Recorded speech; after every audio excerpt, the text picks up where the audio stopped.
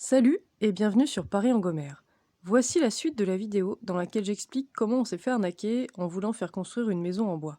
Si vous n'avez pas vu la première partie, je vous invite à la regarder pour mieux comprendre. Là, on en était au moment où on envisageait de se rendre sur place dans les locaux de l'entreprise, puisque le patron était devenu complètement injoignable et qu'on n'arrivait pas à avoir la moindre réponse. Alors, n'ayant aucune nouvelle, au bout d'un moment, on se décide, pendant un jour de congé de mon copain, à aller sur place. Donc là où il y avait le hangar, l'atelier, tout ça. Sachant que c'est à 1 heure de route de chez nous, donc c'est pas hyper pratique, surtout sans avoir rendez-vous, en sachant pas si on va trouver quelqu'un, mais bon, on se dit, on va tenter le coup, quoi. Donc on y va, il y a personne dans le bled, enfin c'est un petit village, voilà, bon, personne dans la rue, le hangar fermé, du bois entassé devant, sans bâche, de protection, sans rien, deux vieilles bagnoles pourries, garées devant, voilà, enfin, rien quoi.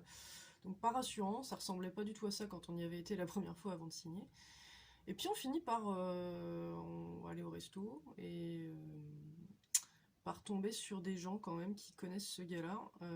Mais c'est vraiment petit, hein, c'est pas, vous étonnez pas, c'est pas, on n'est pas dans une grande ville, là c'est assez normal de tomber sur des gens qui connaissent quelqu'un d'autre qui est du coin parce que c'est vraiment petit. Donc en discutant, donc on tombe sur des gens qui nous disent ah ouais, lui, ouais, il a fait des travaux à droite à gauche. Alors on nous fait voir, en plus on nous montre un truc qui aurait été réalisé par son entreprise, qui est vraiment pas terrible. Donc on a senti que les gens voulaient peut-être nous alerter sans avoir envie d'en parler ouvertement. Ils avaient peut-être pas envie de euh, explicitement lui reprocher des trucs ou de dire des trucs négatifs sur lui, mais ils avaient envie qu'on puisse peut-être s'en rendre compte. Enfin, c'est un petit peu le feeling qu'on a eu. C'était pas rassurant. Puis on a dit, mais voilà, on a appris qu'il avait été à l'hôpital récemment. Est-ce que vous savez comment il va, quoi? Et puis ils nous ont dit, ah ouais, il a été à l'hôpital parce que sa femme a eu un bébé. Donc un bébé, un cancer, c'est pas exactement la même chose, hein. Enfin, bon, sauf si c'est lui qui a accouché en pensant qu'il couvait une énorme tumeur depuis des mois. Enfin, là, on touche à la science-fiction quand même. Donc, on était vraiment étonnés et vraiment, on commençait à se sentir assez mal à l'aise. Voilà. Et puis bon, bah, on est rentré chez nous parce qu'on pouvait rien faire d'autre, hein. J'ai continué à essayer de le harceler au téléphone, d'avoir une réponse, tout ça. Et puis finalement, il m'a rappelé. Et puis il m'a rappelé au bout de quelques semaines, enfin plus d'une semaine en tout cas, en s'excusant vraiment de ne pas avoir été joignable, mais en me disant qu'il allait beaucoup mieux. Donc un cancer qui va beaucoup mieux au bout de 4 semaines, c'est pareil, c'est quand même super louche, hein. Enfin, j'en sais rien, je suis pas médecin, enfin bon, voilà. Et donc bon, tant mieux, je suis très contente pour vous. Donc quand est-ce que le chantier va enfin reprendre? Donc là, il nous dit ouais, ben forcément, hein, avec les problèmes de santé, j'ai pris du retard, tout ça. Donc là, sûr, votre chantier va reprendre mi-novembre, sachant que là on est fin octobre, quoi. Ok, donc bon, bah, au point où on en est, attendre 2-3 semaines de plus, hein, ça change pas grand-chose. Et on lui dit, mais voilà, nous on a besoin d'être sûr de quand est-ce qu'on va quitter la maison qu'on occupe actuellement pour s'organiser, pour se projeter, tout ça. Donc il nous garantit, il s'engage, il nous dit ouais, vous en faites pas, en février vous serez largement parti. Ok, est-ce qu'on peut l'annoncer à tout le monde, à notre famille parce que la maison, normalement c'est une maison de vacances, donc voilà, si on libère les lieux, ça permet aussi peut-être à la famille d'en profiter davantage, hein. Oui, vous pouvez dire à tout le monde que vous serez parti en février. Ok. Est-ce qu'on peut acheter un poêle à bois parce qu'on voulait profiter des promos dans, dans le magasin de bricolage pour acheter un poêle à bois tant qu'ils étaient au moins cher. Donc oui, bah allez-y, c'est super. Est-ce qu'on peut acheter une cuisine? Oui. Alors heureusement, on n'a pas acheté la cuisine. Voilà. Mais bon, on a acheté le poêle. Et donc voilà, donc on attend. Mi-novembre arrive et là, eh ben, on reçoit un mail. Enfin, j'ai essayé de l'appeler, hein, bien sûr, à partir de début novembre pour me refaire dire oui, vous en faites pas, on commence, je sais pas, le 15, enfin bon, voilà. Et puis juste un petit peu avant le 15, on reçoit un mail en nous disant compte tenu de la crise sanitaire, de la situation actuelle, Malgré tous nos efforts, nous n'avons pas réussi, donc notre entreprise est en liquidation. Vous pouvez contacter le cabinet de créances bidule et j'espère que vous pourrez récupérer votre argent. Et j'adore le petit mot de la fin, c'est un truc du style je vous prie de croire en notre honnêteté, enfin un truc comme ça quoi. Et voilà, et puis c'est tout. Ok, donc là, alors je sais bien que ce n'est que du matériel, il n'y a personne qui, enfin dans mon entourage qui est mort ou malade, mais j'ai quand même pleuré un coup, parce qu'on l'attendait tellement cette maison, on espérait tellement, et puis on était super enthousiastes, et puis là on se dit, bah non, en fait, non, voilà, non. Donc j'ai pris tout de suite contact avec le cabinet de liquidation pour déclarer ma créance, la faire enregistrer. Voilà, on sait qu'après ça peut prendre 6 mois, 1 an. Le liquidateur judiciaire nous a bien dit mais soyez bien au courant que vous n'êtes pas du tout garanti de revoir votre argent. Hein. Enfin il nous l'a bien souligné 50 fois, le mec il est odieux. Enfin il est odieux, c'est pas à cause de son métier, hein, je veux dire, mais il fait un boulot qui est pas forcément super réjouissant, et en plus il est odieux. Voilà, il m'a pris de haut, enfin c'était genre... d'où t'as cru que t'allais revoir tes sous, quoi. Enfin, c'est... Voilà.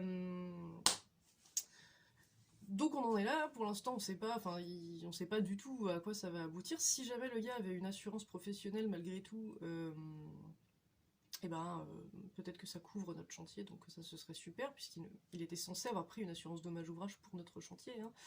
Mais pour l'instant le liquidateur n'a pas pu nous répondre même là-dessus, ce qui est déjà suspect, parce qu'en fait normalement le liquidateur est censé avoir en main tous les documents de l'entreprise, et s'il nous dit qu'il n'est pas au courant, qu'il ne sait pas, soit il est de mauvaise foi, ou de mèche peut-être avec l'arnaqueur, soit l'autre a carrément disparu, on ne sait pas où, sans laisser de traces, et puis sans transmettre tous ces documents, donc ça c'est encore plus inquiétant en fait. Voilà. Alors maintenant, il y en a qui vont peut-être se demander, mais pourquoi on dit que c'est une arnaque, alors qu'une liquidation, bah, c'est la suite d'une faillite finalement d'une entreprise, hein, ça peut arriver, ça arrive même beaucoup dans les dernières années avec la crise et tout. Ça peut être un coup de pas de bol. Bah, au début on a pensé ça, hein, mais très vite en réfléchissant, en faisant le point, en faisant le bilan sur toute la relation commerciale qu'on a pu avoir avec cette boîte, on s'est rendu compte de plein de petits détails qui tendent à prouver que c'est vraiment une boîte qui était malhonnête à la base. Alors on ne sait pas à quel point en fait, on ne pourra pas savoir s'ils avaient l'intention de faire le chantier en magouillant quand même, mais qu'ils n'ont pas pu aller au bout parce que effectivement la crise les a plombés, ou si dès le départ, hein, ils n'avaient pas du tout l'intention de réaliser le chantier. Mais par la suite, on a fait venir d'autres artisans du coin pour voir un peu ce qui avait été fait et pour voir ensemble le devis qu'on avait signé à l'époque, pour essayer de voir ce qu'on pouvait faire par la suite. Et c'est vrai qu'on nous a dit, mais c'est un devis bidon en fait. Même avant la hausse des prix, le type là, il se prévoyait pas de marge et c'est pas normal en fait. Donc on a l'impression qu'on a eu un devis très très avantageux pour nous appâter, avec un délai aussi très avantageux pour nous attirer. Et c'est tout à fait probable en fait. Sachant que, encore une fois, ça c'est des petits détails, mais quelqu'un qui est très très peu joignable, mais qui est au taquet pour demander, pour envoyer les factures et encaisser les acomptes, c'est un petit peu incohérent. Enfin c'est surprenant en tout cas, le mec qui nous dit je regarde jamais mon ordinateur, mais dès qu'il y a un acompte à réclamer, hop là tout d'un coup... la boîte mail fonctionne, oui, parce qu'on a eu le coup aussi de ah mais vos questions je les reçois pas parce que la boîte mail elle marche pas. Par contre, voilà, pareil, les acomptes il les reçoit très très bien. Les questions sur les paiements qui portaient, qui avaient un rapport avec la facturation, il les recevait tout de suite. Voilà. Et puis après, en contactant un expert aussi, on a su qu'il aurait dû a priori nous faire réaliser une étude de sol. S'il avait été sérieux, pour garantir du coup la solidité de la structure au niveau des fondations. Donc ça il l'a pas fait, très certainement parce qu'il se disait mais merde, attends, ils ont un budget limité, si je commence à leur exiger une étude de sol, bah, ils vont être coincés, donc ça fera moins de sous pour moi au final. Voilà. Et puis par ce même expert, on a su que ce type là avait quand même ouvert plusieurs boîtes auparavant, dans d'autres régions aussi. Enfin, je rigole mais c'est nerveux en fait, hein. Qu'il avait ouvert plusieurs boîtes et liquidé plusieurs boîtes dans les 10 dernières années. Donc là, c'est c'est un truc qui trompe pas, quoi, parce que le mec qui a vraiment pas de bol, il va pas tout de suite redémarrer une activité en changeant de région en plus, et en faisant exactement la même chose. C'est un peu bizarre. Voilà. Sachant que, ouais, enfin, après, il y a plein de petits détails, donc il y a le fait qu'a priori, ils étaient pas très sérieux pour ne serait-ce que la conception dans le dossier de permis de construire, même si la mairie n'a pas été très regardante et qu'il est passé, bah, j'ai vu qu'il y avait des erreurs, il y avait des imprécisions, il y avait des trucs dont je pouvais pas forcément me rendre compte au départ sans être informée, mais du coup en creusant, bah, on s'en rend compte. Donc là on peut se dire pareil, c'est l'architecte qui est débutant, qui est amateur, ok, mais bon ça fait beaucoup d'amateurs quand même, hein, réunis là. Voilà. On a vraiment l'impression que pareil, quand on cherchait un maçon pour faire les fondations, comme par hasard, ah mais en fait on les faisait pas, mais là vu que vous cherchez un maçon et que vous en trouvez pas tout de suite, là, bah, nous en fait on est dispo, on peut le faire, tout d'un coup là comme ça, sorti nulle part. Euh, bon, on a l'impression qu'ils ont voulu couler un petit peu de béton qui devait pas leur coûter bien cher, juste pour pouvoir encaisser bah, le prix des fondations qui sinon serait parti à un autre artisan, quoi. Voilà.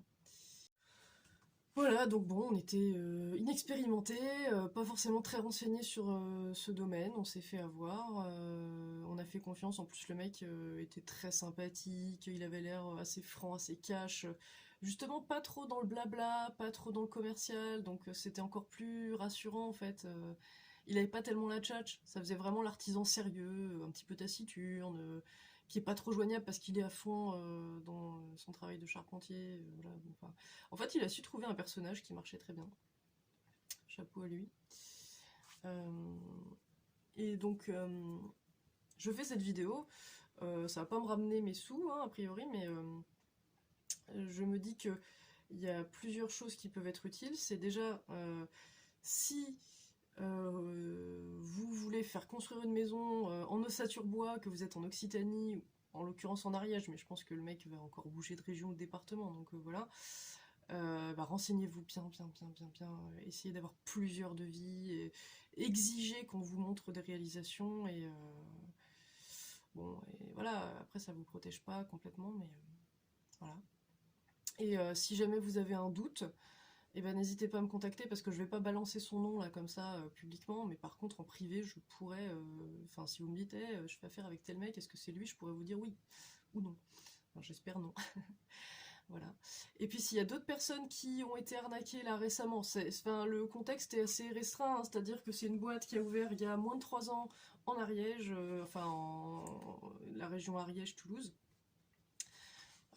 Donc voilà, s'il y a des clients, des gens qui se sont fait arnaquer comme nous et qui sont actuellement en attente de la liquidation, peut-être que vous pouvez, bah, pareil, me contacter pour voir si on a des éléments à regrouper, parce que moi je pense pas qu'on va récupérer grand chose à l'issue de la liquidation, hein, donc bah, il y a peut-être des personnes qui voudront faire une action en justice, moi je sais pas. J'ai gardé beaucoup d'échanges écrits qui tendent à prouver la malhonnêteté du mec, mais bon, à plusieurs ça peut être plus efficace. Voilà, donc n'hésitez pas à me contacter. Et puis, je pourrais pas vous faire une liste, une checklist de tous les trucs pour savoir que vous n'allez pas vous faire arnaquer, j'en sais rien en fait. Je sais juste que nous, ça nous est arrivé, qu'il faut être extrêmement prudent, qu'a priori ces arnaques en ce moment se multiplient. Et donc, moi, ça peut paraître bébête, mais la raison pour laquelle j'en veux le plus à ce mec-là, c'est qu'il y a arnaque, c'est déjà immoral, mais il y a poussé le bouchon encore un petit peu plus loin, c'est-à-dire que là, on arnaque les gens sur un truc qui est quand même le logement.